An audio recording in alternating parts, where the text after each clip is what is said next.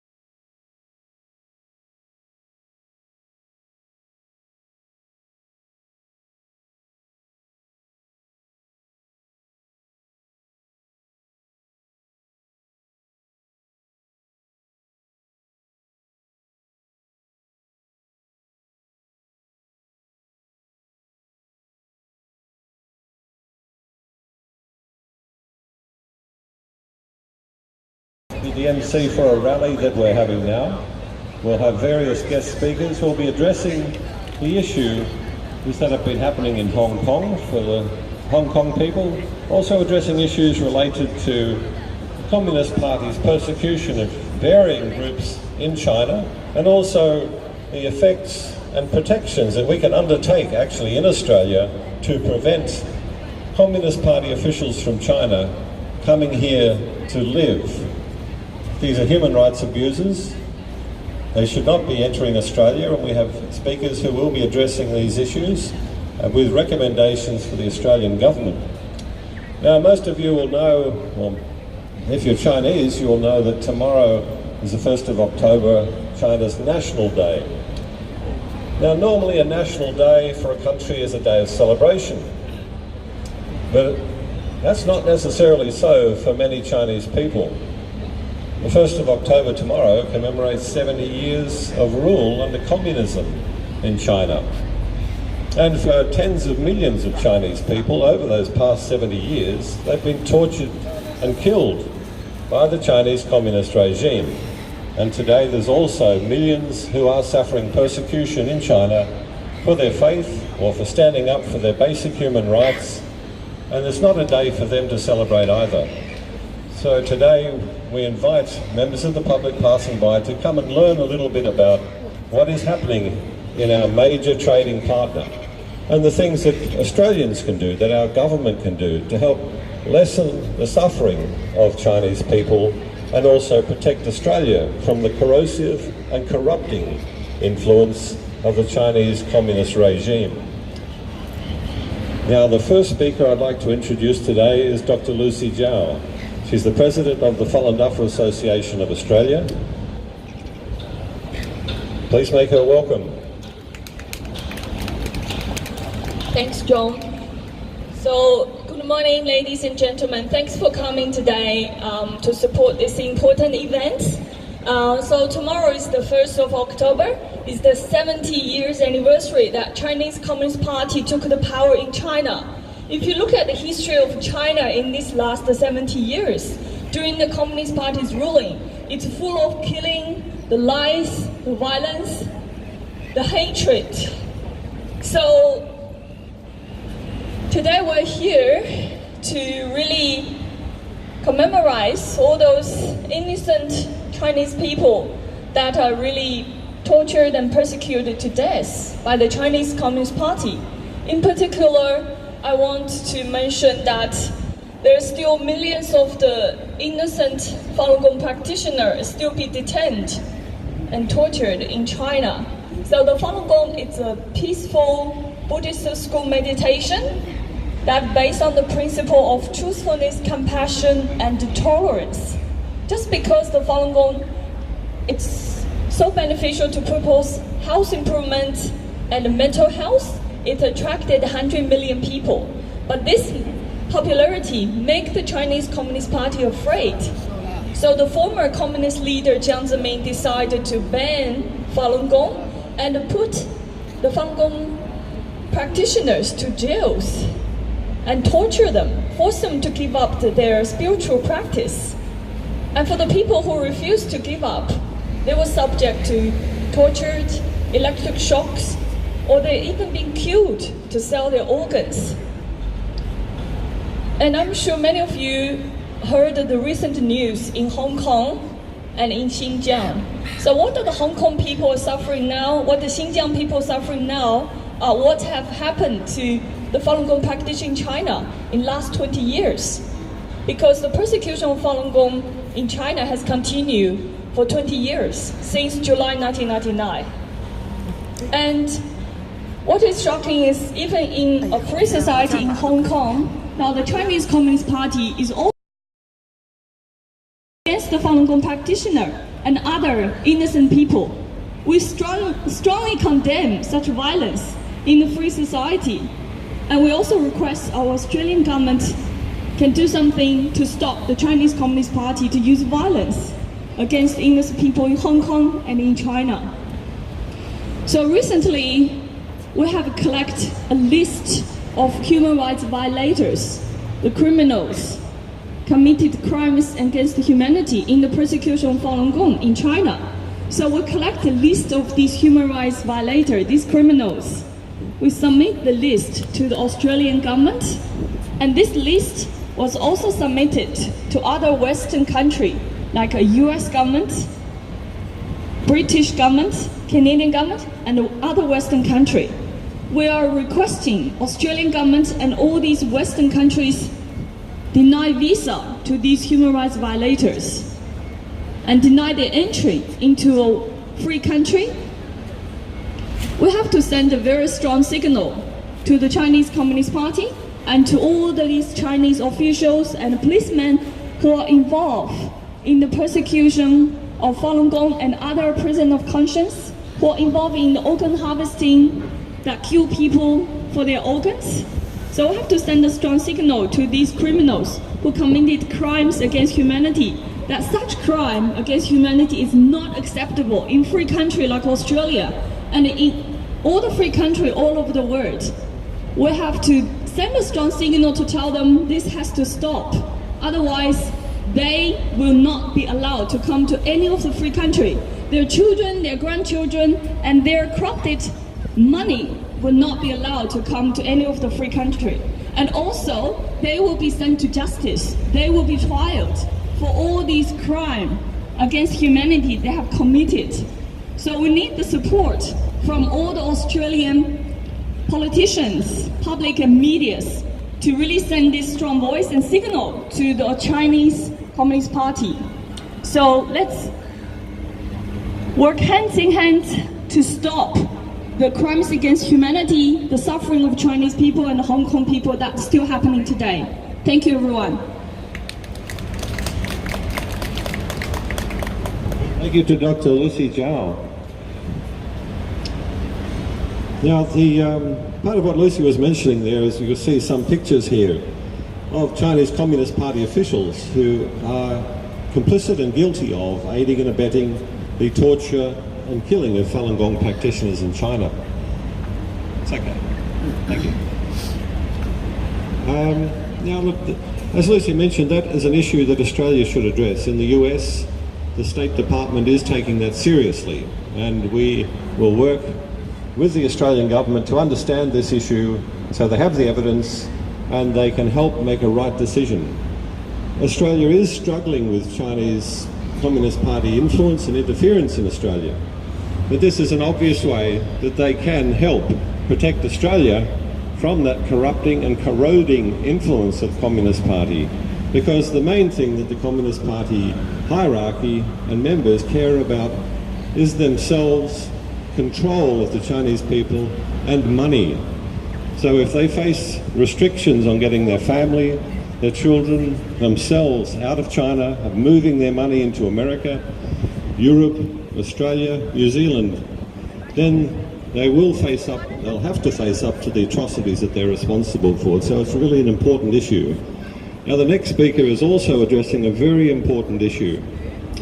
I'd like you to make welcome Michelle Nguyen. She is a lawyer.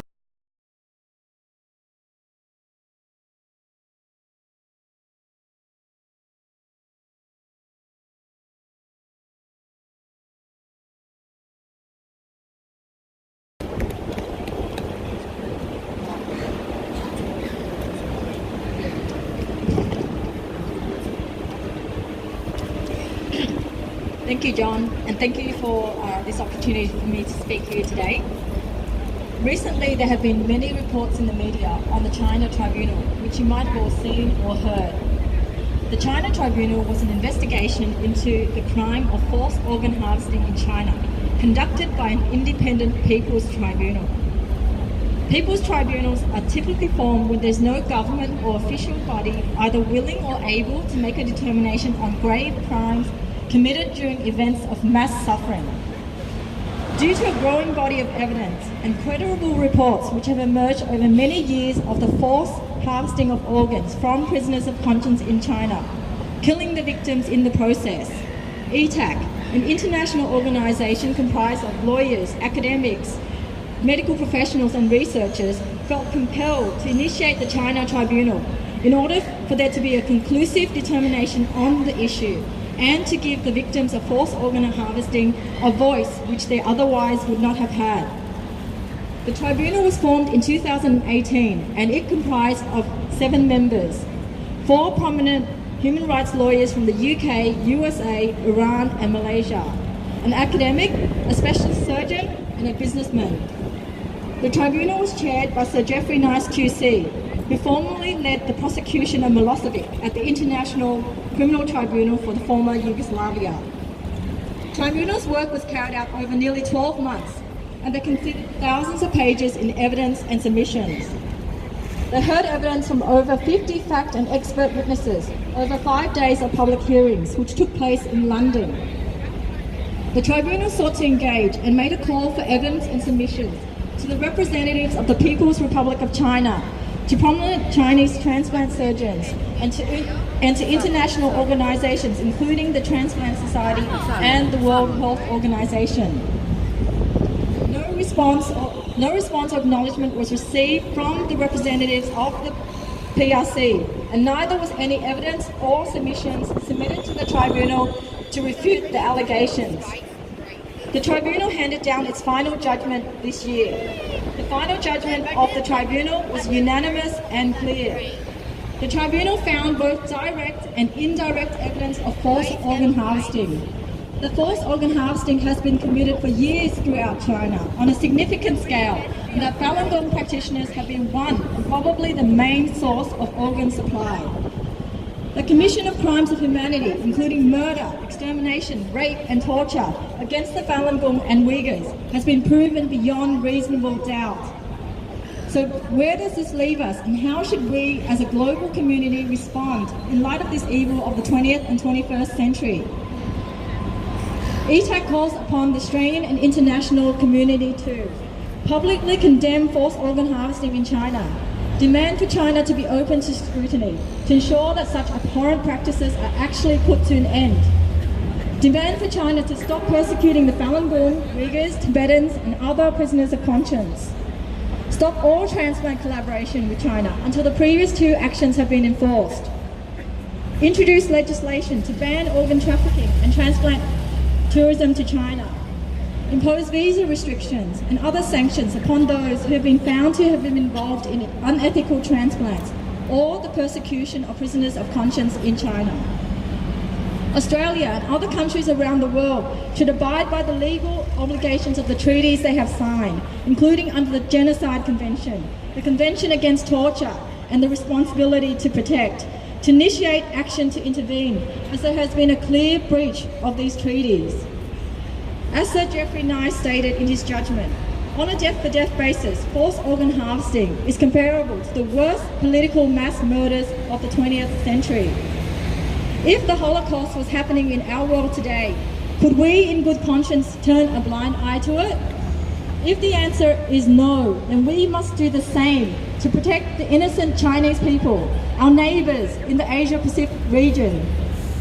The case on forced organ harvesting in China has been heard, and the verdict passed down on the ruling Communist Party of China is guilty. Although people's tribunals do not have the power to impose sentencing, sanctions or penalties against the offending party, they can and should act as a catalyst for social change. The China Tribunal has unanimously and conclusively handed down its judgment on the very real and continuing existence of forced organ harvesting in China, and now it is up to all of us as individuals, corporations, international organisations, governments and legislators to collectively enforce this judgment, to put an end to this crime against humanity and the killing of innocents for their organs. Thank you.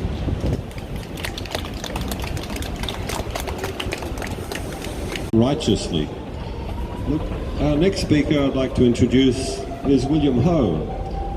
William is a Taoist Tai Chi master, and he also has intimate understanding and experiences of communism and the suffering of the Hong Kong people.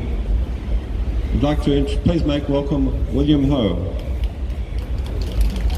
and his wife, who will help translate. OK， 由我太太先讲吧，她会讲英文。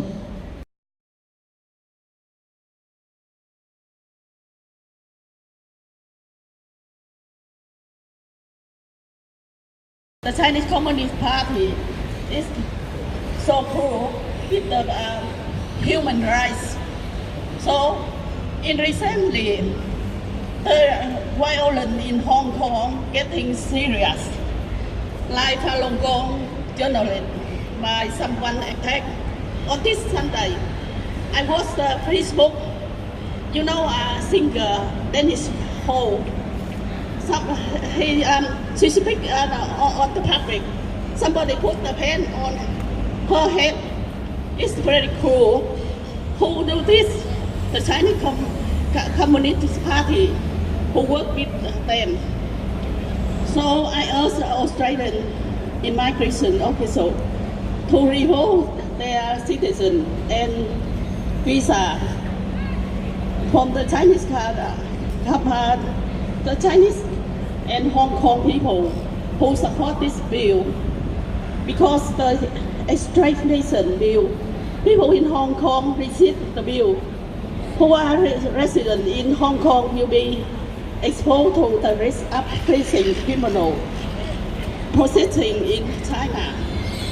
So if you want to know the true thing, you can watch the Facebook today. Something happened in Hong Kong now. Thank you. 我用国语讲，我们这两天呢看到香港的那个中共的走狗啊，中共的爪牙在乱打人，打那个市民，打法轮功那些记者啊等等，反正他们都乱打人，疯狂了，他们已经疯狂了。我的看法是，我们不能这样太软弱了，随便让他打。我的希望香港人要警惕起来，我们要反抗，以暴易暴，用流氓的手段对付他们。他们已经在耍流氓了，你还在跟他讲什么道理？放屁！受财欲出兵，有理讲不听。我的看法都是要反抗。最好是2个人、3个人，找几个好朋友一起去。我们去游行、去示威的时候，互相照顾，必要的时候就反抗。我说的反抗不是打架，是自卫，100%的纯粹的自卫。我告诉我的经验，我在1970年的时候，我从香港回去，要带我的母亲弟妹去偷渡去香港。我在1967年就已经偷渡去香港了，然后在香港住了2年，我放不下我的母亲，放不下我的弟妹，所以我就跑回中国去，跑回广州，要带他们偷渡，结果我给抓住。抓住以后那些公安把我扣起来，不同单位的人一批一批来审问我，他们不相信我会从香港回去带家人，他不相信这点，因为他们没有人性，没有人道，一点人性都没有，没有人的性都没有，没有道德，所以他不相信我这样做。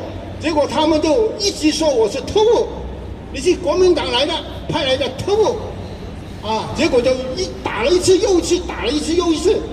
我会功夫的啦。我在文化大革命的时候，我跟那个红卫兵那些武斗了10几个20个，我都不怕了，我就照样打，因为他们抓我的父亲给害死我的父亲嘛，因为把我文化大革命的时候把我父亲抓去流产，然后给活活的打死斗死，结果要抓我的时候，我就没那么简单了，我就反抗，跟我的兄弟一起。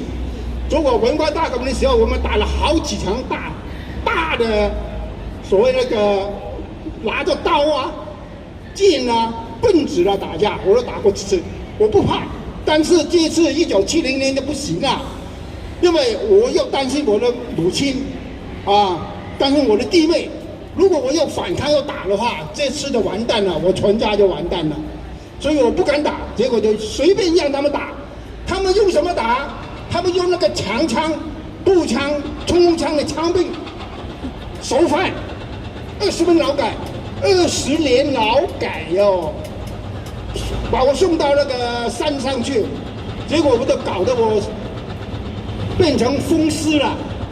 后来回来以后，1980年我回到家以后，我就重新练功，我也是练气功的，不过我练的是道家的龙游功，不是法轮功，所以我对法轮功很了解。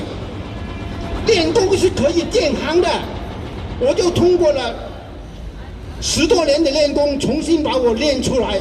结果我40几岁的时候还去参加健身比赛，40几岁那个muscle对不还完全恢复健康了，没问题了。然后来到澳大利亚，我在教功夫啦，教舞龙舞狮啦，很多人都认识我的OK， 我是没问题。但是今年糟糕了，今年那个天气不好，刮风下雨，很冷，一下子冷，一下子热了。我那个旧的伤发作，旧的伤50年前给打的那个伤发作了，所以我现在肩膀还在痛，一直在痛，这个手发抖的。我75岁了所以到今天我忍不住了，我忍了30多年，我都没有公开反共。我还2001年的时候，我还支持北京申奥的，在澳大利亚，在悉尼搞了3次武术大会员，支持北京，叫民众签名支持北京申奥但是我忘掉了，我算了，这样算了。但是我今天不行，我过不了关了，那个旧的伤复发，还看到香港的那些民众那些学生他给那个警察抓到以后，关在小房间里打，他妈的这样不行，放屁，不能这样做。人已经关住了，已经抓住了，压在地下了，还要打。所以我说，今天这个中共真的不能原谅了本来我是原谅他的，2001年我还支持北京申奥了所以没办法所以我就赞成今天的示威游行那些人呐、必须要考虑到自卫，不能随便让他打，啊，这是第一。第二，我现在开始免费的，凡是有年轻人你要回香港可能会参加这种活动的话，你先来跟我学几招四两拨千斤，借力打力，2个人3个人组，啊，要做长期的斗争，而且还要不要留下那个旧的伤患，不要像我这样子打了以后，今天我的受伤的复发了，我1个多月没有1个晚上睡好的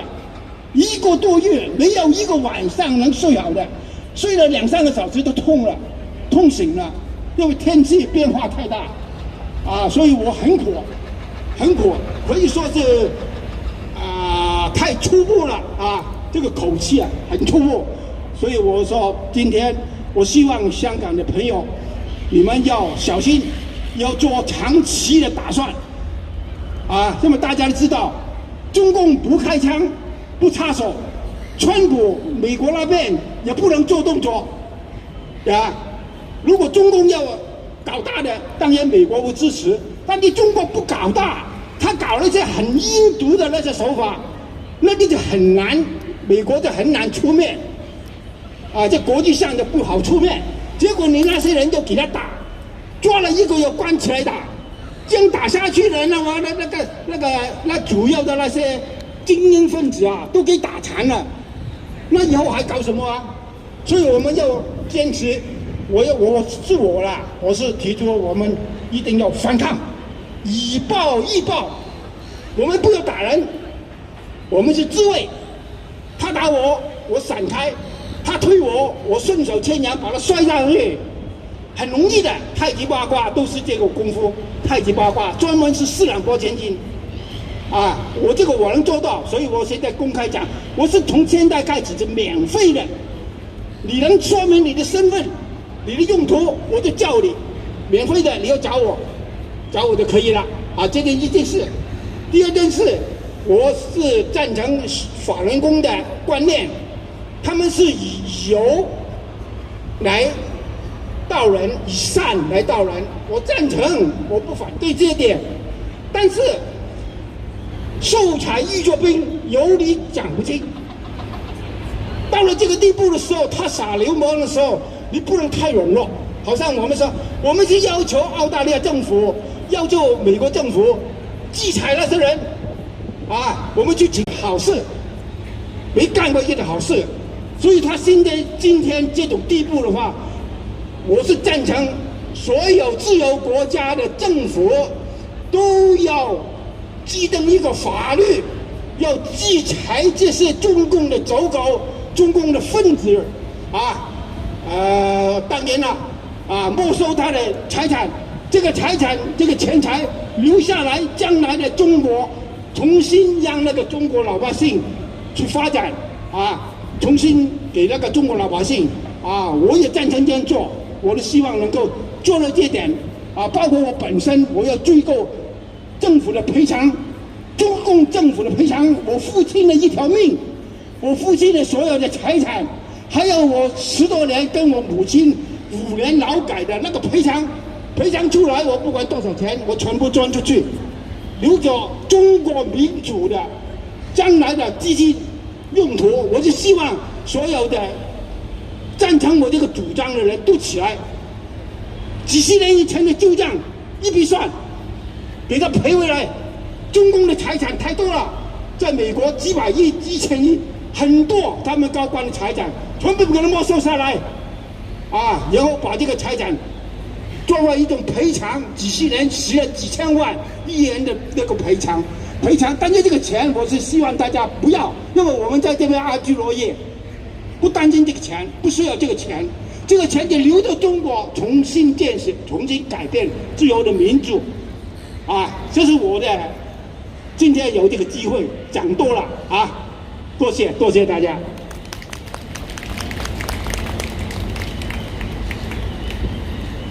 Thank you very much to William Ho and his wife for translating. If anyone's passing by or listening to William, I'm sure you're impressed by his impassioned speech. But if you don't understand Mandarin, you probably don't get the details of what he was saying. But just briefly, he doesn't practice Falun Gong, but he's a Taoist Tai Chi master. And he knows the essence of Falun Gong is traditional Chinese culture and is good. And he's one of the few Taoists who will speak up, because in China there are many people who practice Taoist martial arts, but they're all afraid of the CCP. You can see William's not afraid. And if you are in a corner and you needed defending from the CCP, I think you'd like to have William with you. I think we'd all agree with that. Now our next speaker is also a very impressive speaker. She spoke here on the 19th of July on the commemoration of the persecution, the beginning of the persecution of Falun Gong over 20 years ago. Now I'd like to please make her welcome. I'd like to invite Fatima from the Uyghur Women's Group to speak about the suffering that the Uyghurs are also enduring under communism. Assalamu alaikum, peace be on all of you. Ni hao. Yes, my name is Fatima Abdul Ghafur. I am from East Turkestan. The Chinese people call it Xinjiang, the new territory. I speak at least 3 languages, and I have been to a lot of places all over the world. Why? Because I'm a human. Because I love seeing people, I love talking to people, I love being brothers and sisters. I love trying different food, I love trying different dresses, the jewelry, and everything. I love adventure, I love science, I love writing, I love poetry. Why? Because I'm a human.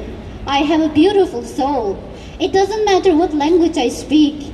It doesn't matter where I'm from. I am a human.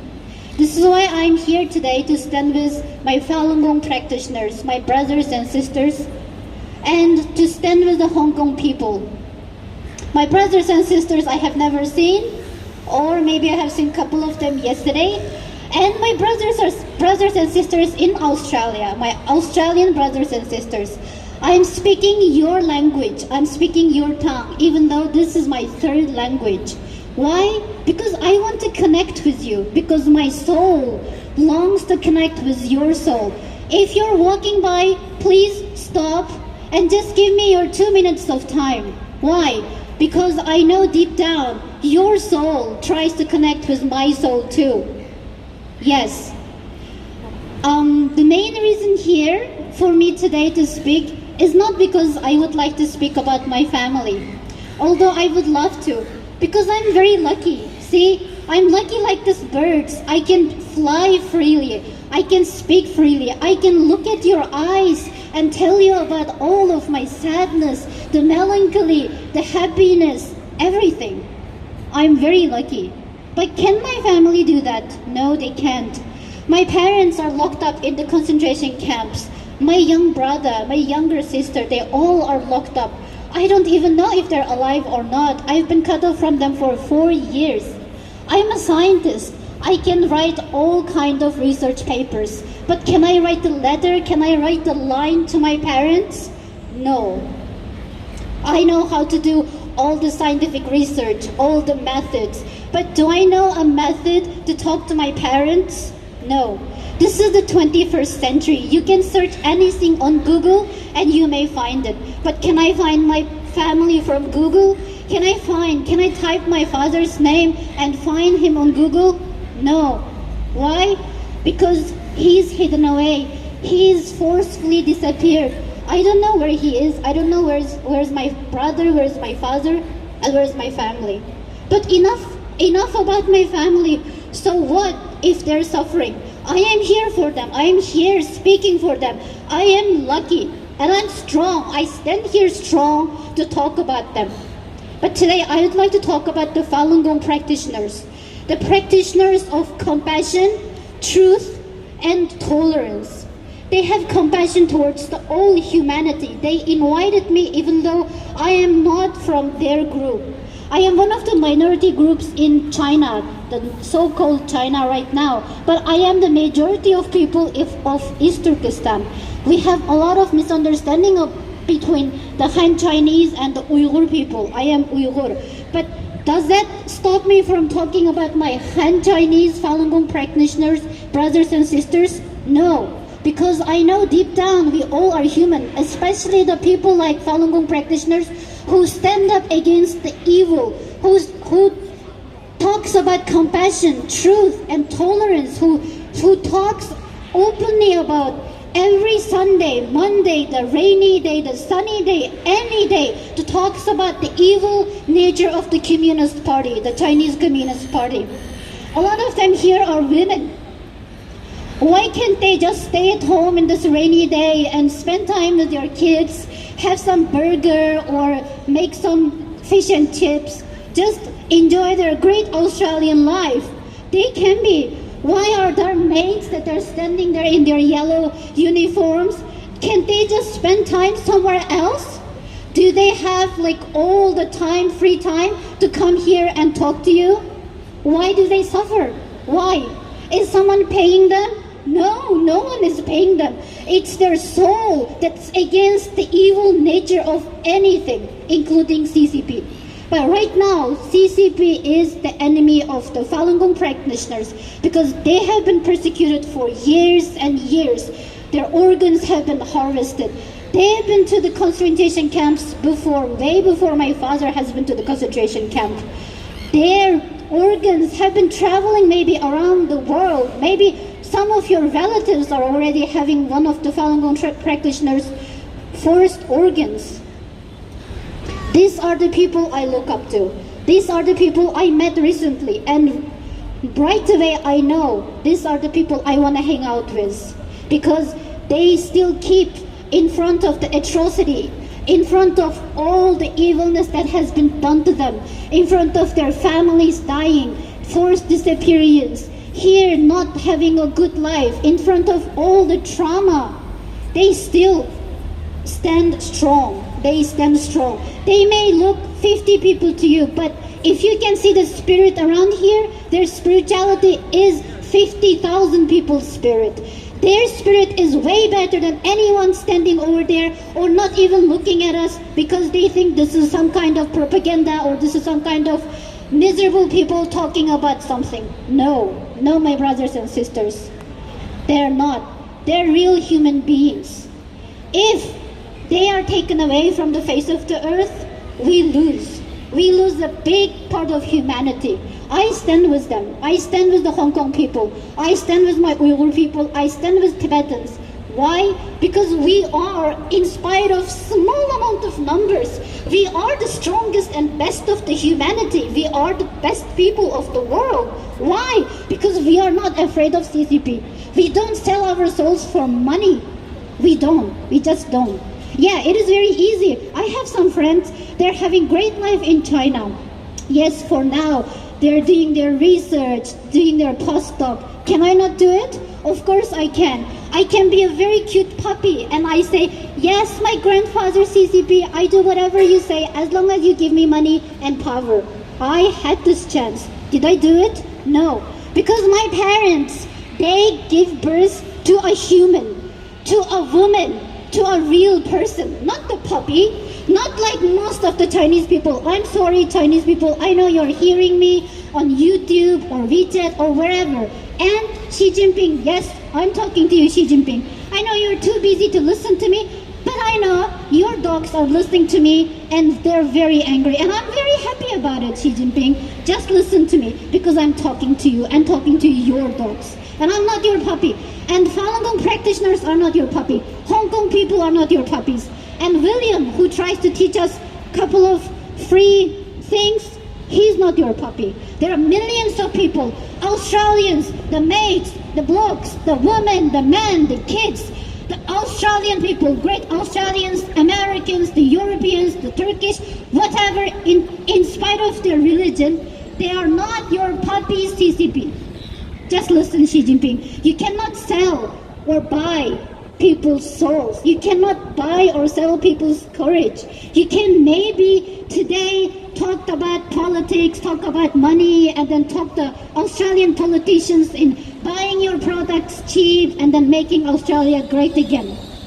I'm sorry for my bad language, but what the heck? You're never going to make Australia great again because the only thing you want to make great is yourself. You are the only person to make great That's it. Because you're selfish, you're a narcissistic, I don't know, piece of crap. Yes, that's what you are. So here, I'm sorry, this speech supposed to be very formal or something, but whenever I come to the stage, it just something inside of me just kicks in and starts talking about all this kind of things. Yes, I stand with the Falun Gong practitioners, I stand with Hong Kong people, with the Tibet people and Uyghur people. And I have one last point to make. When I applied to the Australian visa, I had to fill out a visa application form. In that form it says, have you ever committed any crime? I said, of course not. They say, have you ever done anything wrong, illegal? I said, no, hell no. Then I got my Australian visa. Then why can't the Australian, the Peter Dutton or whoever is in charge right now, can put that thing in their visa application form, say, have you ever committed the crime against humanity? And let's see, the Chen Chuan-Guo, the dog of CCP in Xinjiang or East Turkestan, can he say no? He can't, because he is committing the crime against humanity. Can Xi Jinping say that? Or no, or Scott Morrison will give him the red carpet. Please come, you're the biggest criminal of the time, but we welcome you because we're Australians, we're so loving and caring and so welcoming. And after 20 years, oh sorry, Xi Jinping just took my kidney. Yeah, Scott Morrison. Oh, Mr. Morrison, I'm not an Australian citizen, but I'm a citizen of the whole world. I've been to many places. I'm not afraid to talk to you because I know deep down you're a good person, because the Australians speak to you. I know Australians are good people. They're smart, they're logical, they're compassionate. They stand with the truth. They stand with the universal humanity, with the universal all kind of goodness. Yes. So please, Mr. Scott Morrison, if you don't put that visa application form saying that have you ever committed crime against humanity, I would be personally with all of these people writing to all the MPs and say, please put that on your application form and stop Chen Chuan-Guo, stop Xi Jinping, stop all the other names I don't know to coming to Australia and having business with you. If my neighbor killed his wife, do I marry my sister to my neighbor? No, I say this person is crazy. But that's what Australia is doing now. The Chinese Communist Party is killing millions of other people, knowing that they're their own son and daughters. But then Australia says, we welcome you. And tomorrow, this crazy person who killed his own wife will kill the Australian ladies, will kill the Australians. So I'm here not for myself. So what? I have suffered. So what? I will suffer. It doesn't matter because I stand strong. But it's your choice now, Australia. Will you stand strong and stand with us? Or you're gonna become a puppy and stand with China? It's up to you. Thank you very much. Thank you very much to Fatima for her impassioned speech and a very rational one as well. Look, actually, Fatima just mentioned a couple of things. You cannot buy or sell people's souls. Now, this is true. Of course it's true. And that's one of the reasons the CCP actually tortures and kills people who stand up for their spiritual life, stand up for their soul. And you can't kill their soul, but you can certainly kill their physical body, and you can cut their organs out and make millions of dollars. And that's the sort of atrocity, that's the sort of immorality that is the foundation of the Chinese Communist Party. So that's what we have to face, but with speakers like we have today, and hopefully people who pass by and learn what is happening within China to innocent people, and also learn about what is happening to Australia as we interact with the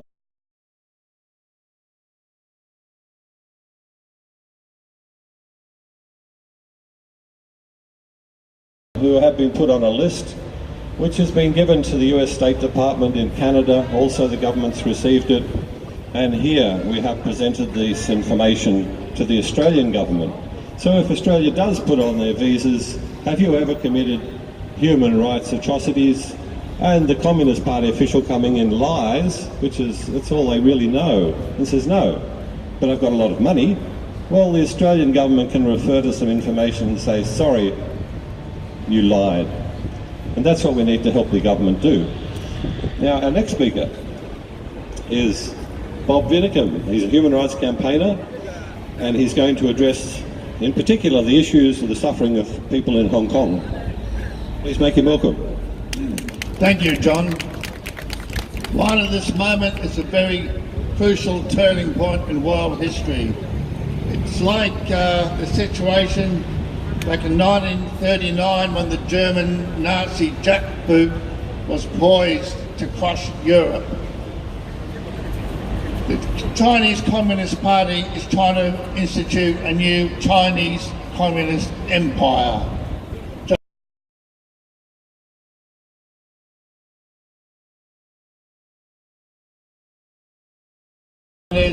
There must be no appeasement.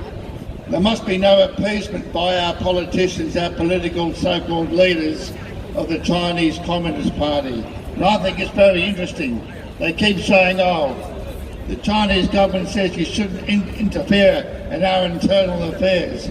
Well, the Chinese government interfered in the internal affairs of Tibet. They invaded it and took it over. They interfered in the internal affairs of East Turkestan. They invaded it and took it over. Tibetans are not Chinese, and the Uyghurs of East Turkestan are not Chinese. They have their own language, their own history, their own culture, their religion. They are now from the oppressed peoples of the world. Yesterday I was at a rally in Town Hall Square. It was wonderful. It was one mostly with the Vietnamese, but all the Hong Kong people were there, and the Falun Gong people and the Uyghurs. And after that rally, about 2,000 Hong Kong people came and assembled in Town Hall Square, and they spoke of what is happening in Hong Kong, about their struggle for freedom.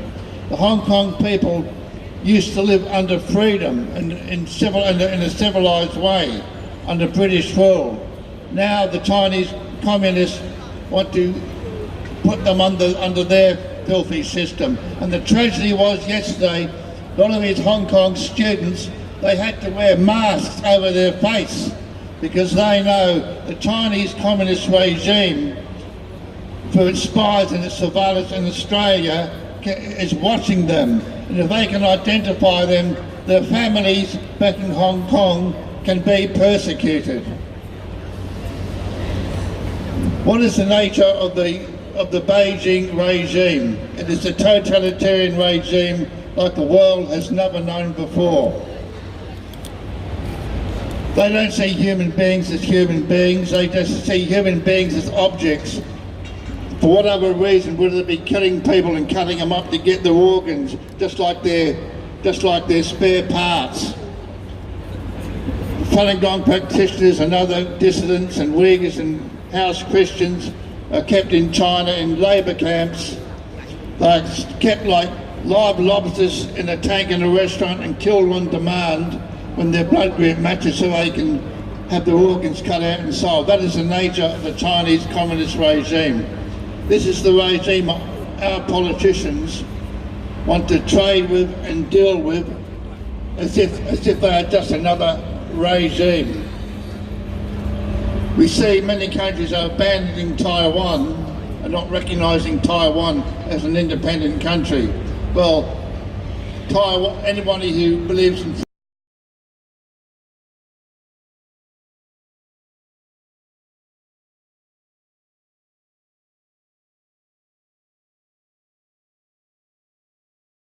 mainland China ruled by the Chinese Communist Party.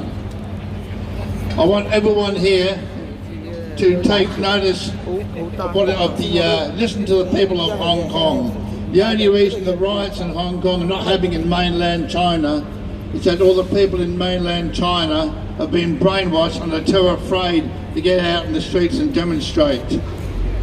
We all saw what happened back in the 1989 and the Tiananmen Square massacre when thousands of people were shot in the streets. If the Chinese communists thought they could get away with it, they would do the same thing in Hong Kong now, but thankfully the world is watching. So go to your politicians and go to your people in the media and tell them the truth about the Beijing regime, that these are people who we should have nothing to do with. We shouldn't be letting them buy up bits of Australia or buy up bits of any part of the world, because these are very bad people. In my opinion, all these stupid people who want to embrace the Chinese communist regime and trade with it as if it's just another country, well, if these people were around back in the 1930s, they would have sold Hitler the gas for the gas chambers. That's how evil they are. What is happening into the Uyghurs of East Turkestan is a modern-day Holocaust. The Uyghur culture is being totally wiped out, just as the Nazis tried to do to the Jews. But the trouble is the communists are even more cunning than the Nazis, because they know they like to keep people alive so they can use them as slave labour. So tell your politicians the truth about the Beijing communist regime.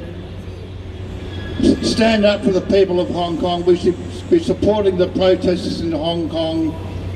We should be supporting the Falun Gong practitioners who are persecuted and killed in communist China, and we should also be supporting the Uyghurs and the Tibetans. Thank you for listening to me. Thank you very much to Bob Vinicum. Now, Bob mentioned, of course, and Fatima mentioned, of course, the Uyghurs, the persecution of the Uyghur people, East Turkestan people. Now, that's been happening on and off for probably a decade or more, but more severely in the last 3 or 4 years, where satellite imaging is showing the labour camps, the persecution camps that have been constructed in Xinjiang and in the west of China. And the incarceration of the Uyghur people now, the world knows about. It's raised at the United Nations, and it's raised all over the world, in the United States and Australia. And that is a shocking development and a shocking persecution. But what probably people don't know is that for 20 years, the persecution of Falun Gong has happened within China. But they're Han Chinese, and they're persecuted and tortured to give up their belief in Falun Gong, and they're incarcerated inside buildings within cities within China. They're not constructed in brown belt sites where they're desert, and you can see them from aerial photography. You can see things being constructed. You can see the control towers, the barbed wire, people.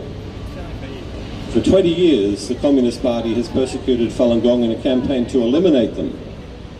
There was 70 to 100 million Chinese people practicing the peaceful practice of Falun Gong.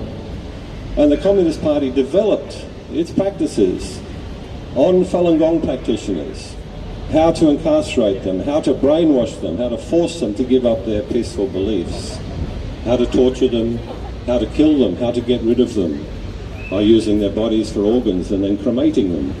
So this system has been developed for 20 years, and now it's being applied en masse to the Uyghur people. And the world is taking notice. But the world needs to take notice more strongly and more clearly than it has, because the Communist Party is very adept now at arguing and explaining things away. They'll do it in the United Nations, they'll do it even in the media, to boldly assert that they're just helping the Uyghur people. They're just helping them integrate into Chinese society. Now, these lies have to be confronted. The Australian government has to play a role. Australia is a member of the current Human Rights Council in the United Nations. Australia has to do more. Now, the next speaker is going to also address the suffering of people in Hong Kong. Now, before I invite her to speak, I just want to show you a photo.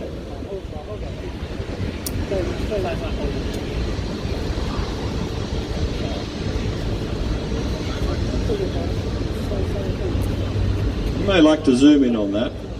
That's a Falun Gong practitioner who last week was beaten over the head walking in the street in Hong Kong with a metal bar by two Chinese men dressed in black.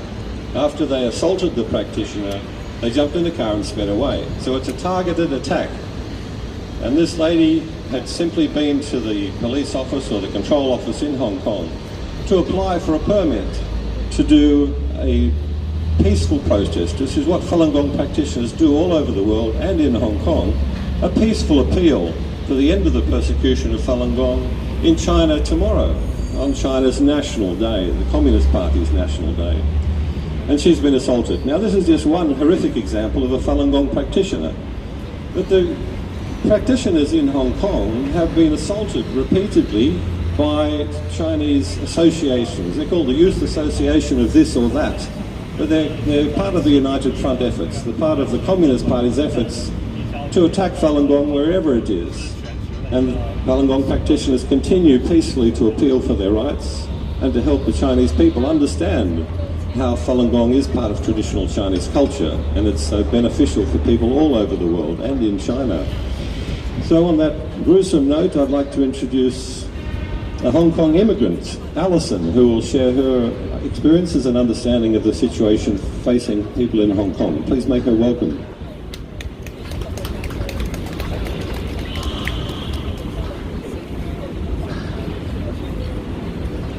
I was born and grew up in Hong Kong. I have been watching the situation there over the last 3 months. The movement against the extradition bill. There are two things I'm very concerned about. Firstly, Hong Kong residents have always protested in a peaceful manner.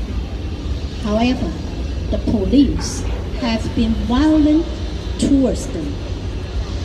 We can see on videos many instances of police using their batons to hit protesters on the head and upper body. Even pedestrians have been attacked in the same way by police. According to Hong Kong law, police are not allowed to hit a person around the head, neck, or upper body, except in the case of self-defense. It is obvious that police have ignored the legal code of conduct. Being hit over the head can cause serious injury or even death. Secondly, thousands of protesters have been taken to a remote area near the border of China and detained there. They have been subject to physical torture and sexual assault. According to Hong Kong law, no person may be imprisoned unless they are found guilty in a court of law. It is evident that why Hong Kong people are absolutely against the bill to send suspects to China to be judged there. The present Communist government there does not respect the law. There are no human rights and the system is brutal. Hong Kong has long been a democratic society. People grow up in traditional Chinese culture and cherish their heritage, land, and people. We are alarmed at any attempt to disrupt our values or our constitution. The present Communist government in China claims that protesters are joining with foreign forces to go against China. That is not true. In fact, communism itself is the real foreign force attacking and disturbing China. We long for China to be free of communism. Hong Kong would then be restored to peace, and we can continue to enjoy our traditional Chinese culture and our peace and prosperity. Thank you.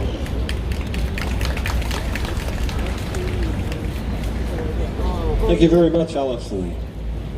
But just on the issue of Hong Kong, maybe people passing by may not know that going back to 2003, one of the right-hand men of Jiang Zemin is the former Communist Party leader responsible for implementing the persecution of Falun Gong. One of his right-hand men was Zheng Qinghong. Now, he was the Communist Party official in charge of Hong Kong back in 2003. And at that time they were implementing the policy, I have to quote this because it's kind of weird in English. The policy was the elite puppet policy, which means they were basically co-opting wealthy business people in China to actually follow the Communist Party's requirements, not the independent thinking and the independent rights of Hong Kong people. So that's been part of the problem, that there's always been this overseeing and shadow over the people of Hong Kong by the Communist Party, influencing people even within Hong Kong through their corrupt and intimidating tactics.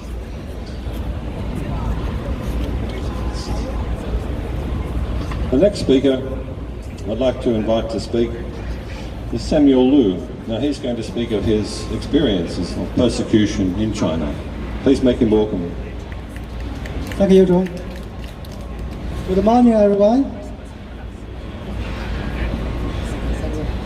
Good morning, everyone. My name is Samuel Liu.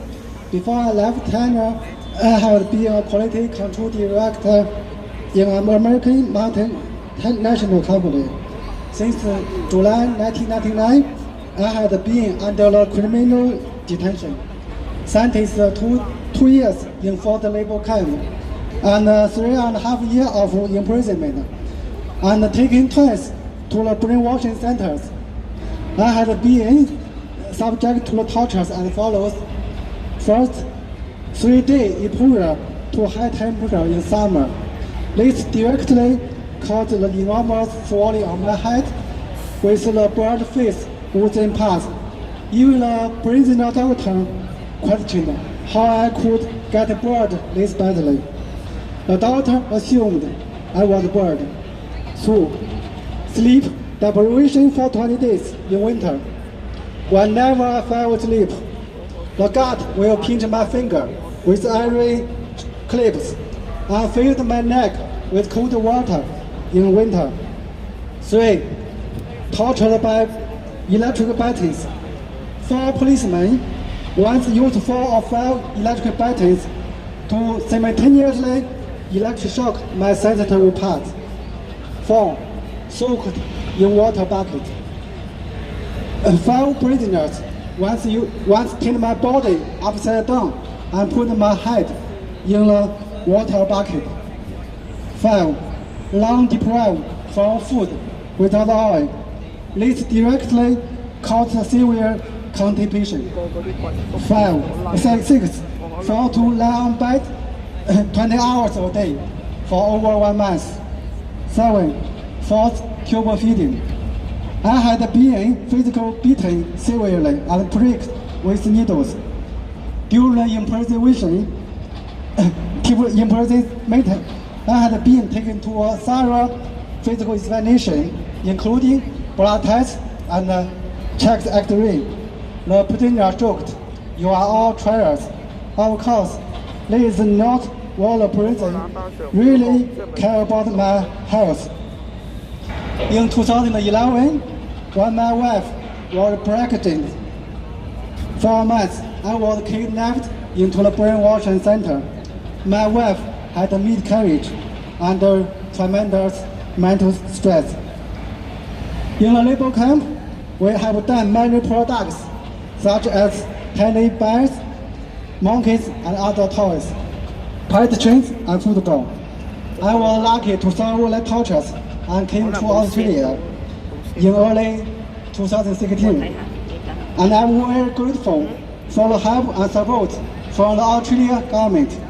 Previously in China, many Falun Gong practitioners are being tortured, many are made disappear, and many families are under tremendous mental stress. I stand up here today calling on the Australian government to help stop the persecution of Falun Gong and stop organ harvesting of Falun Gong practitioners. Thank you for listening.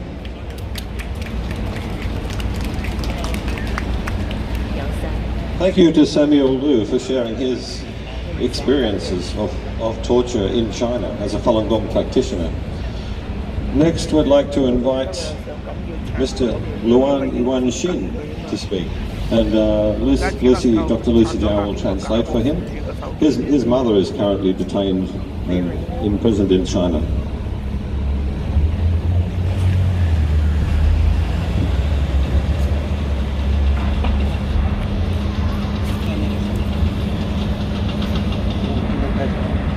嗯，大家好，我叫来源新，我是1994年8月开始修炼法轮大法的，当时是抱着祛魅健身的目的走入修炼的，但是后来随着不断的学法吧，对师父的法理有了一些基础的认识，后来的修炼中呢，身体得到了全面的恢复了健康，心灵得到了净化，成为一位直接的法轮大法受益者。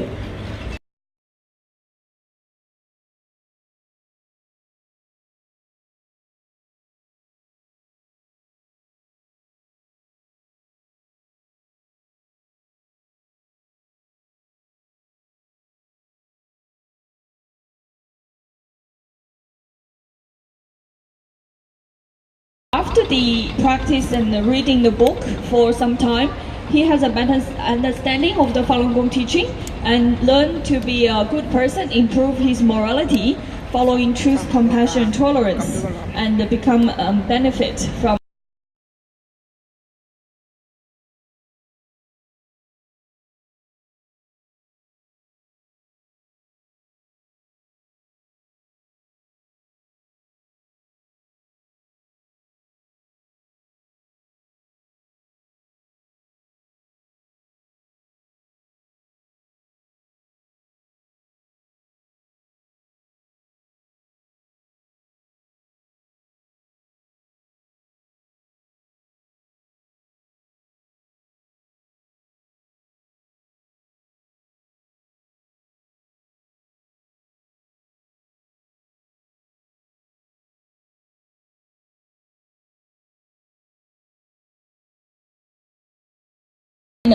So Mr. Luan also became a victim in the persecution of Falun Gong.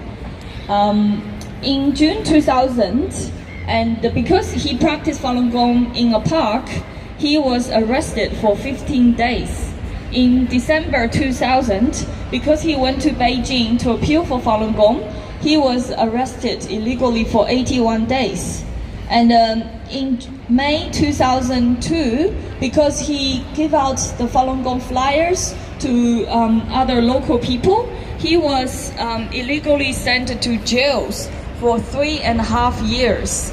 And during the imprisonment in jail, he suffered from all kinds of tortures and inhuman treatment. 2014年8月，我有幸来到了澳洲。但是我的妻子和孩子至今还受到中共的迫害。我的妻子护照被抢走了，并被锁上了，上网不能出国，不能补发。至今我的家人，至今我们一家现在不能团聚。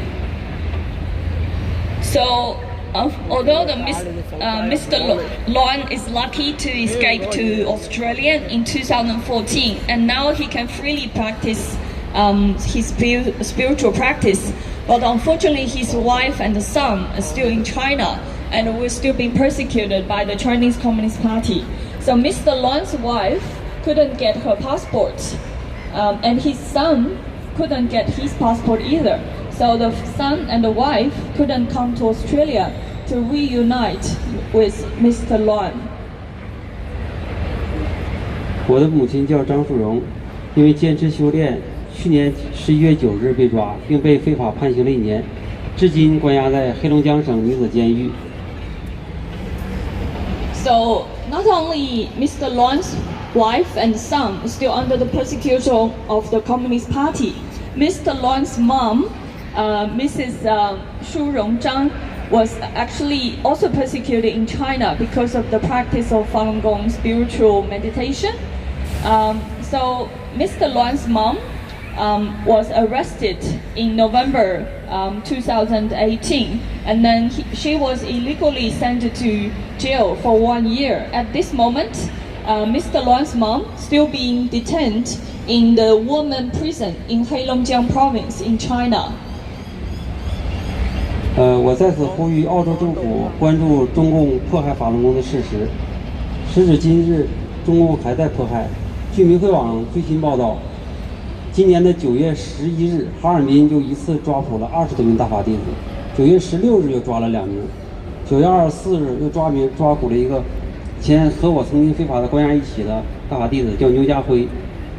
我呼吁中共现政权立即无条件释放所有被非关押的大法弟子，立即结束这场由江泽民发动的荒唐而又残酷的迫害，不要成为江泽民的替罪羊。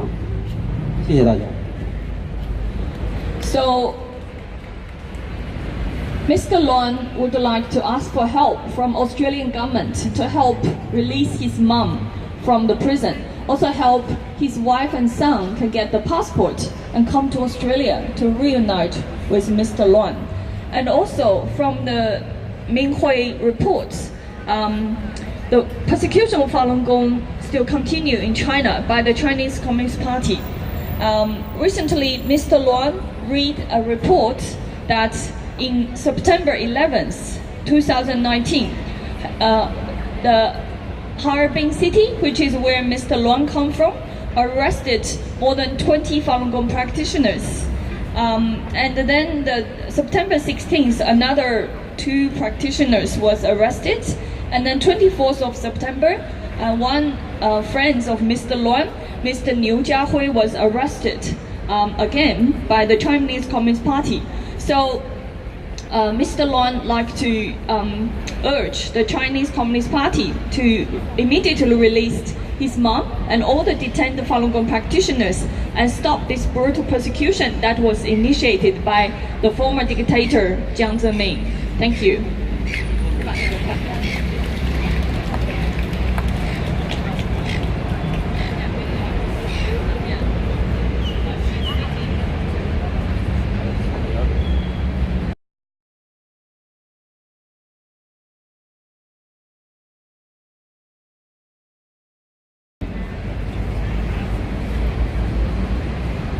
Now we're just locating our next speaker.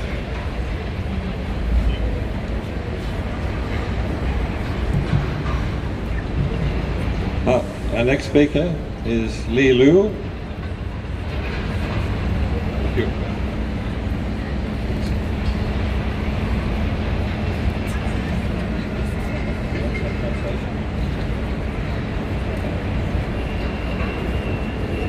We just need to arrange some translation. .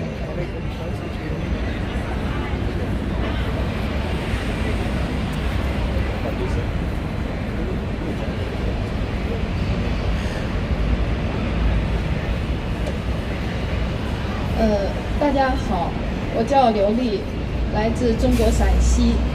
我们全家都修炼法轮功，是一个幸福的大家庭。1999年7月22日，江泽民发动了对法轮功的迫害后，从此我们家破人亡，天各一方，家庭再也没有团聚过。在法轮功被迫害的20年里，我母亲曾被非法劳教1年，判刑3年；我先生曾被非法判刑8年；我的姐姐曾在2001年被非法判刑5年。2017年，母亲和姐姐再一次被非法抓捕，姐姐又一次被非法判刑4年，现在被非法关押在陕西省女子监狱。在这场迫害中，姐姐被迫失去工作，失去家庭，使孩子幼小的心灵遭受创伤。我们在澳洲呼吁营救我的姐姐和母亲，一位议员帮助我们写信给西安市市政府之后，陕西省610人员指定我们家有国外势力支持，并以此为理由将迫害升级。特警24小时在家楼下看守，家中的电话被监听，母亲日常的出行都有人跟踪，并且警察还经常上门问话，想从母亲那里知道我和儿子在澳洲的情况。2017年9月1日，法轮功学院王红仅仅是来家中探望母亲，就被无理由抓捕，使亲朋好友都不敢帮助母亲。74岁的母亲一人在压力监视之下生活。我的丈夫贾业在法轮功被迫害的20年里被多次关押，共长达10年以上。其中在渭南监狱期间，他被关押在一个狭小的黑暗的屋里，不准出来，每天都有包夹看管，遭受精神和肉体上的残酷折磨。2013年4月，狱警将他倒挂在双人床上，往鼻子里灌风油精。他还被强制长期保持固定动作姿势，被肢体折磨。在精神和身体的双重迫害下，2013年9月他开始吐血，但是得不到任何医治。我的孩子已经18年没有和他父亲生活在一起了。Yeah, I just translate for this lady, and her name is Li Liu, and then so she is a Falun Gong practitioner from Shanxi province in China. So the whole family of her practice Falun Gong. They used to be a very happy big family. Unfortunately, after the persecution of Falun Gong started in July 1999 by Jiang Zemin, and the family was torn apart, and then they actually separate from each other and never be reunited again since then. So in the 20 years of persecution of Falun Gong in China, Mrs. Liu's mom was illegally sent to forced labor camp for 1 year, and later on was sentenced to 3 years in jail.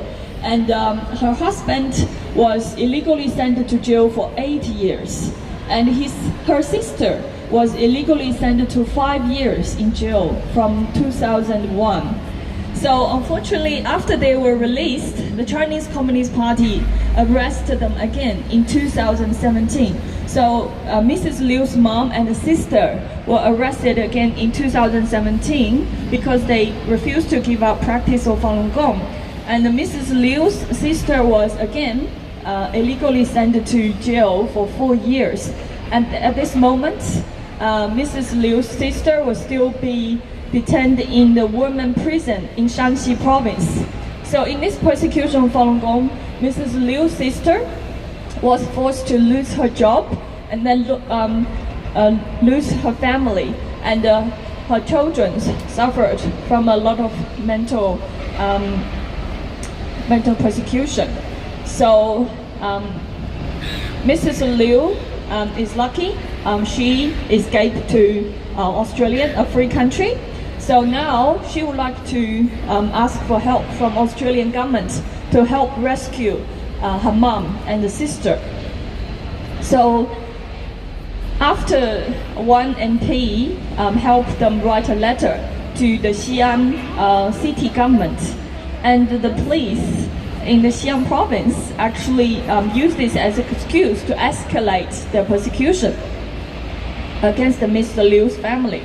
And their phone was monitored, and the police follow and track her mom every day and trying to find out, even monitor them and also interrogated them, trying to find out Mrs. Liu and her son's situation in Australia. And one Falun Gong practitioner, Mrs. Wang Hong, was arrested just because she went to visiting Mrs. Liu's mom. So Mrs. Liu's mom is already 74 years old. So she actually lived under a lot of pressure and monitoring, had a really hard life in China. So Mrs. Liu's husband, Ye Jia, during the 20 years persecution, he was arrested for many times. So he was detained for more than 10 years in total. So during his detention in Weinan prison, he was locked in a small dark cell, was not allowed to come out, and was monitored every day by other prisoners. So he suffered from both physical and mental torture and persecution. So in April 2013, Mr. Jia was hanged upside down, and the prison guard actually put chemicals into his nose. So after both physical and mental tortures, he actually vomits blood, but the prison refused any medical treatment to him.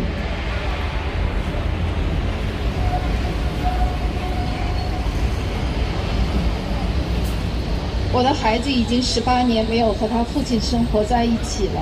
我丈夫2016年他出狱后，地方政府拒绝给他办理护照，丈夫无法来澳洲和我们一起生活。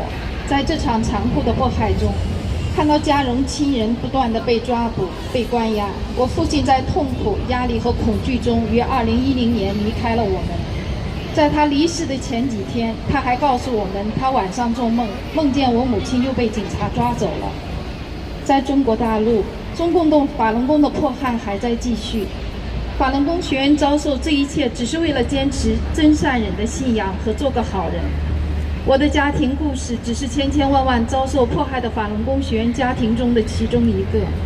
今天我站在这里，呼吁更多善良的澳洲民众关注中共对法轮功学员的残酷迫害，伸出援手制止这场迫害，让这场迫害早日停止。谢谢大家。So Mrs. Liu's son haven't seen his father for 18 years because his father has been detained so all the time in Chinese prison. So even after Mrs. Liu's husband was released from prison in 2016, the local government refused to give him passport. So that's why the husband still couldn't come to Australia to reunite with Mrs. Liu and her son. So during this brutal persecution, because the several family members was arrested, detention, and Mrs. Liu's father suffered under the terror pressure.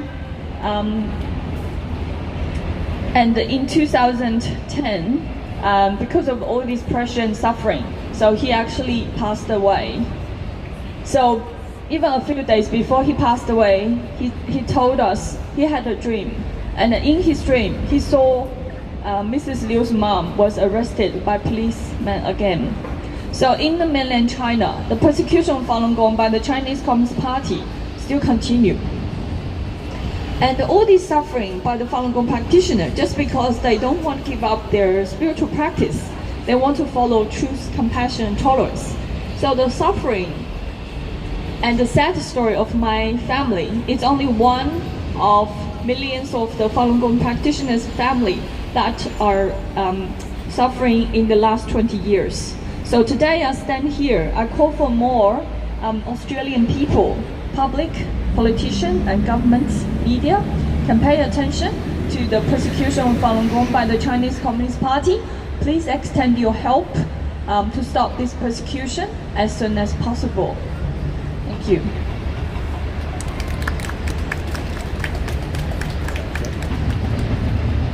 Thank you to Lu Li and for Dr. Zhao for translating. I'm sure if you're actually passing by and listening to these experiences of Falun Gong practitioners who have suffered torture in China and their family members who still continue to be tortured by the communist regime in China simply because they hold a spiritual belief in being good people. It's a part of traditional Chinese culture, following Zhen Shan Ren, truthfulness, compassion and forbearance. So for most Australians it just sounds too absurd that that would be happening. So it's really important to have events like these, and we'll keep doing them. And it's really important, if there's anyone passing by who's heard what's happening today, and you share, even if you share with one other person, preferably more than one other person. But the more that people talk about this issue and the more you can help the Australian government, parliamentarians, media understand these issues, then it will all help and bring change. Now I'd like to invite another speaker who has also suffered persecution in China.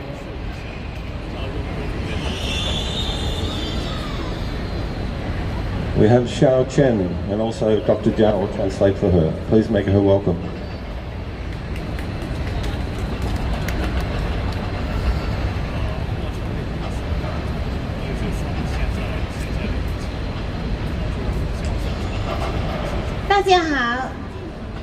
我是陈晓，来自于中国大陆北海市。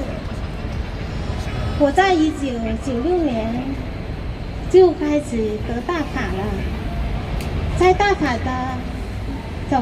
就是修炼了大法以后，我身体非常的健康，而且身心受益，让我一家人都修了大法，我爸爸妈妈和我丈夫也得法了。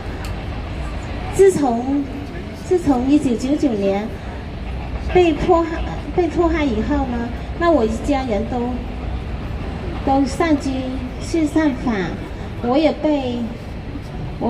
和我丈夫一起到北京去上法。1999年10月份，我就被劳教1年，我丈夫呢也被劳教了1年半。我妈妈先后也上了北京上法，她也被劳教了1年多。在劳教所里，我们受尽了非人的折磨。我被延期才能够回家。我妈妈呢被延期了1年才能够回家。我丈夫也是。到了2002年，我丈夫呢，为了出去剪针线、拉横幅，后来被中共政府呢判了6年。那时候我的孩子只有11个月大。当时我丈夫被捉的时候，那些共产的警察，他把我的左手打断了，而且呢，并没有给我赔偿。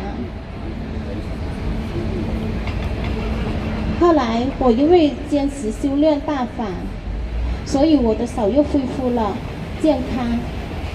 到了2004年，我又出去剪针线，坚持自己的信仰，坚持法轮功没有错，修真善良没有错，因为我一家人都是受益者。我向世人剪针线没有罪。后来呢，我又被判了3年劳教。Okay, so I'll just translate for this lady, and her name is Xiao Chen. Both herself and her husband has been persecuted and detained in China because their spiritual practice in Falun Gong. So she went to Beijing to appeal for Falun Gong in October 1999, and afterwards he was illegally sent to forced labor camp for 1 year. And her husband also sent to 4 years illegally in forced labor camp. And so Mrs. Chen, her arm was broken by the policemen during the detention, and they refused to give her any medical treatment and compensation. And just because she actually continued practice Falun Gong, the meditation helped her arm recovered. So she continued practice Falun Gong and also talk to people about the truth of the Falun Gong. And then she was arrested and detained again. 2004年，在南宁第一女子劳教所里，我也曾经被练血过2次。我丈夫在2002年被判6年刑，也被劳教6年，劳改6年。他在劳改所里也被练血过2次。我们都是，我妈妈在劳教所里也是被练血过2次。在劳教所里，她练血并不是为了我们的健康身体而考虑的，她是为了中共活摘我们法轮功学员的器官做准备的，所以他们这种行为是惨无人道的。所以我要呼吁这里的澳大利亚的政府和所有善良的人，共同和我们一起来制止这场惨无人道的迫害。谢谢大家。So after after she heard about the news of the Falun Gong practitioner killed for their organs, so she also records the similar experience she and her families had in the forced labor camp and the prison, because she and other Falun Gong practitioner was forced to take a blood test and also a physical examination during the detention. So Mrs. Chen herself, she was forced to take a blood test and physical examination for 2 times during the illegal forced labor camp detention. And her husband was sentenced to 6 years in prison. During the detention, the husband of Mrs. Liu was also forced to take blood tests and a physical examination for 2 times as well. And the same for Mrs. Liu, Mrs. Chen's mom. Mrs. Chen's mom was also sent to forced labor camp because she practiced Falun Gong as well. So during the detention, Mrs. Chen's mom was also forced to take blood tests and physical examination. So all these blood tests and the physical examination were not aimed to improve the health of the Falun Gong practitioner and the other prisoners of conscience. It's all these blood tests and the physical examination aim to collect data for the organ bank to sell their organs and kill these Falun Gong practitioners to sell their organ for transplantation to make a profit. So Mrs. Chen would like to call for Australian government to help urge Chinese Communist Party to stop persecute Falun Gong immediately and unconditionally release all the detained Falun Gong practitioners. Thank you, everyone.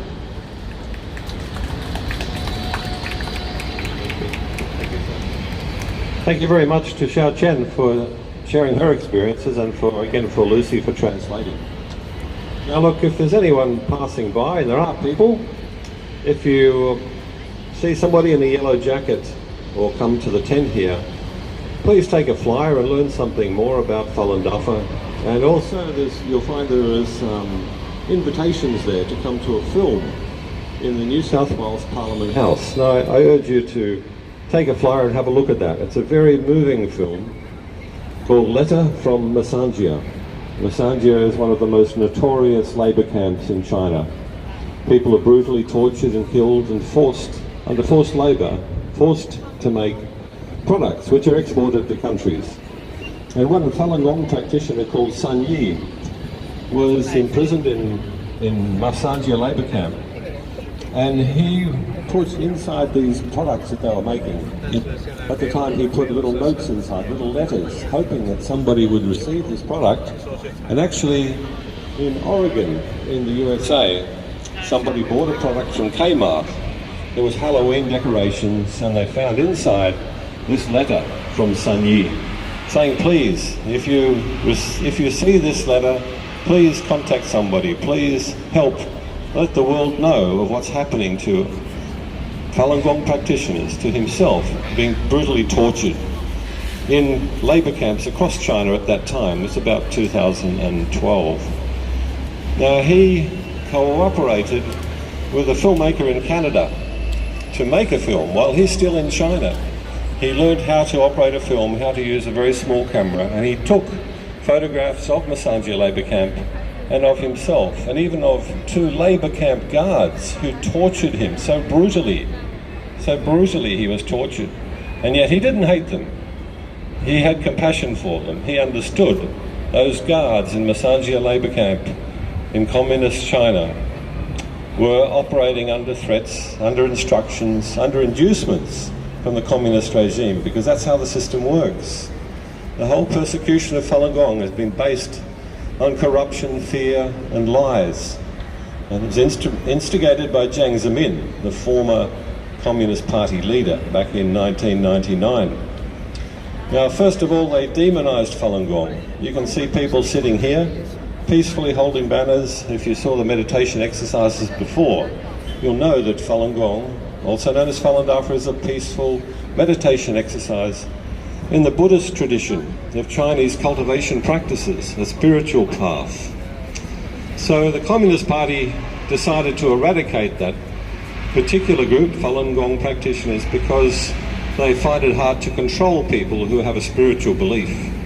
So control is everything for the Communist Party in China, and staying in power, which is part of their control.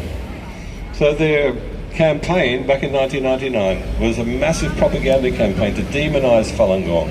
It's an evil cult, it's a danger to society. People meditating, trying to be good, trying to follow the principles of truthfulness, compassion and forbearance were cast as evil people in the communist system. And many people in China accepted that because the media is controlled by the Communist Party. So many Chinese people thought Falun Gong, Falun Dafa, peaceful people like this, meditating was a danger, something to be aware of. And this fueled and supported the campaign to eradicate Falun Gong in China. And of course, Falun Gong practitioners are steadfast in their belief. They know they're doing nothing wrong. They're trying to be good people in the traditional Chinese meditation practice. So they have peacefully resisted the persecution now for over 20 years. People still practice Falun Dafa in China, and they still help the Chinese people understand the truth of why it's so wrong for the Communist Party to deceive the Chinese people, to cast something that's good as something that's evil. That's a terrible deceit to throw upon the people of China. And that deceit, which the Communist Party has inflicted on the Chinese people in China and around the world, also has its impacts here in Australia. I'm sure if there's Chinese people passing by, they would look and say, oh, Falun Gong, like they think they know something about Falun Gong, but all they know is the propaganda that they've received. And the problem for us Westerners, us Australians like me, if you don't know anything about Falun Dafa, Falun Gong, you might listen to those people and you say, oh yes, they look a bit weird, standing in the rain, holding banners, holding signs peacefully. But all practitioners of Falun Dafa here are doing today is trying to awaken the Australian people to see that goodness is universal, that goodness is within all of us, but it has to be cultivated, it has to be protected.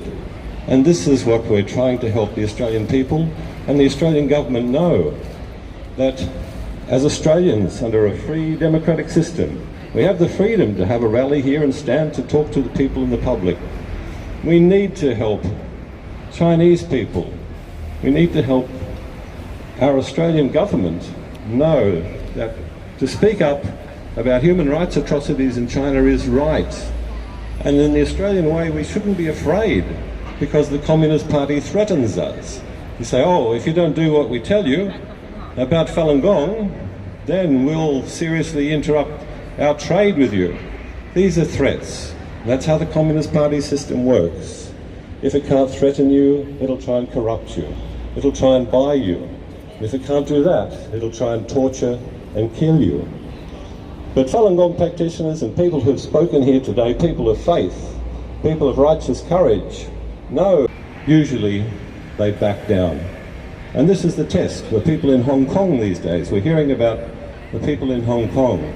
They've realised that the Communist Party is willing to take over the system now in Hong Kong, not wait 20 or 30 years.